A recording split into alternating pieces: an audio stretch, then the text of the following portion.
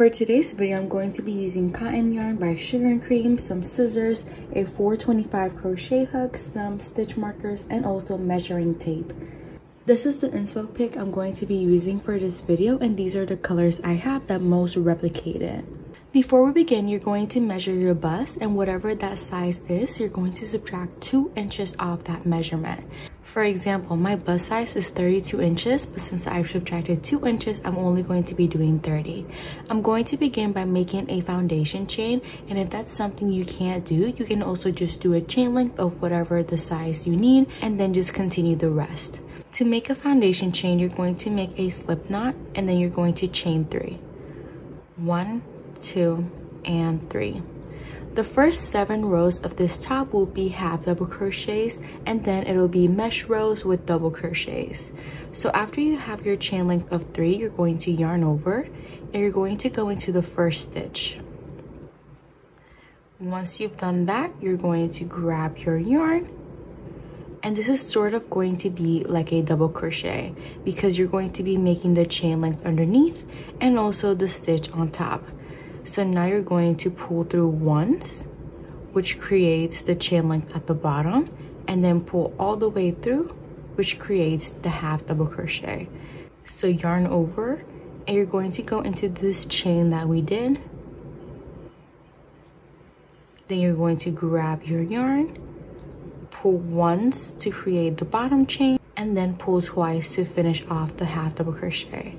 I'm going to do that one more time. So yarn over, go into the bottom chain, grab the yarn, make the bottom chain first, and then finish off the stitch.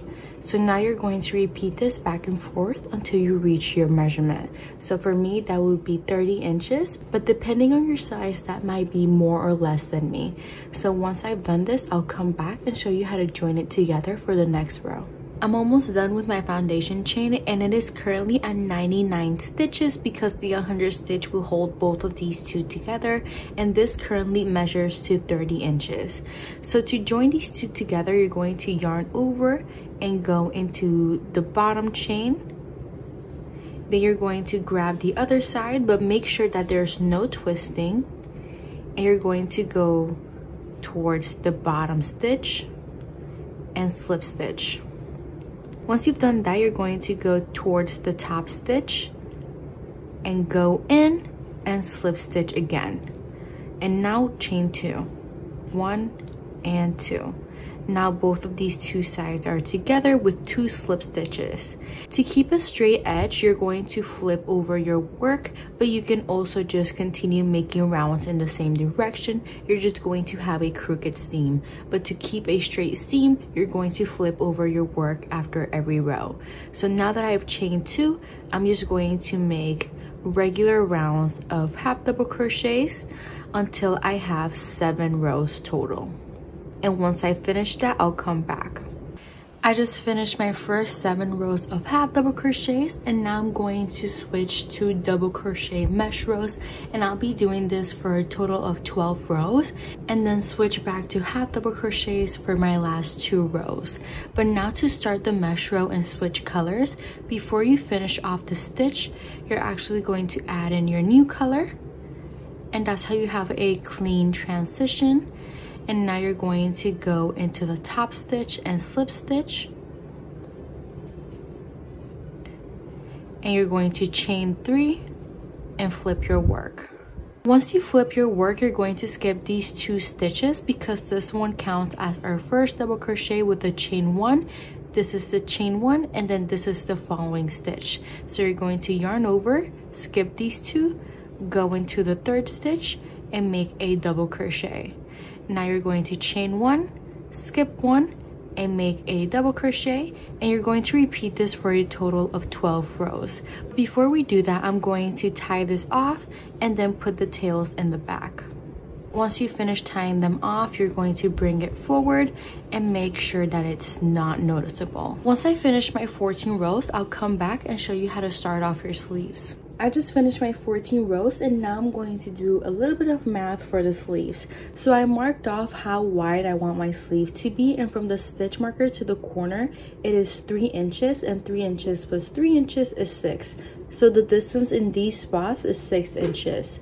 Now I'm going to measure my arm circumference and I'm going to subtract 2 inches. The circumference of my arm is 14 inches and 14 minus 2 is 12. Therefore, the chain length that I have to do over here is 6 inches because 6 plus 6 is 12.